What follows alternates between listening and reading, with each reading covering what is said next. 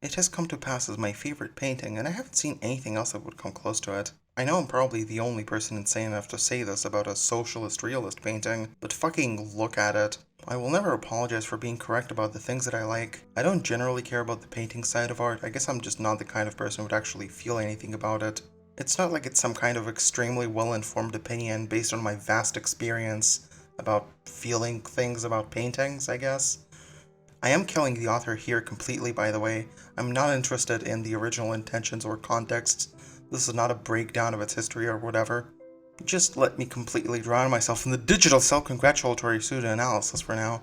Two elements that instantly draw your eyes is the soldier's face and the empty throne. Where there was once an emperor, an autocrat, there is now a brilliant emptiness. A force that governed millions of lives vanished into thin air in less than a year. An immovable reality one could never imagine to budge, fallen in an instant. Not to Lenin post, but one can't help but actually feel the decades that passed in these weeks through this one work. The soldier's face and the pose enhance this feeling so much and create a point you can personally relate to. This painting could have been almost as powerful as it is if it was just the throne without the soldier. The emptiness alone speaks volumes. Its message and tone would have been completely different. It wouldn't be as personal. But this, I think, is perfection to me. There's so much in this face. I would call it relief, disbelief, shock. One might imagine him thinking, this is what made my life hell all those years? This is what had us all in a stranglehold longer than anyone can remember, longer than life itself?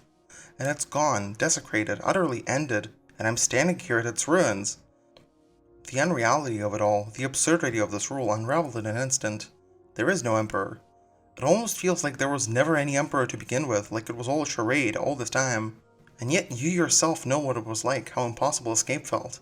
How it felt like it would never end. Now it is over, it has come to pass, sвершилось. Shit's crazy out there. I've had so many situations where I said this exact word and felt this exact way. So you know I'm projecting heavily. I felt it the day we got our first taste of HRT those 4 years ago. I felt it when escaping a particularly fucked up situation. It momentarily cleared out all of my traumatic sense of foreshortened future.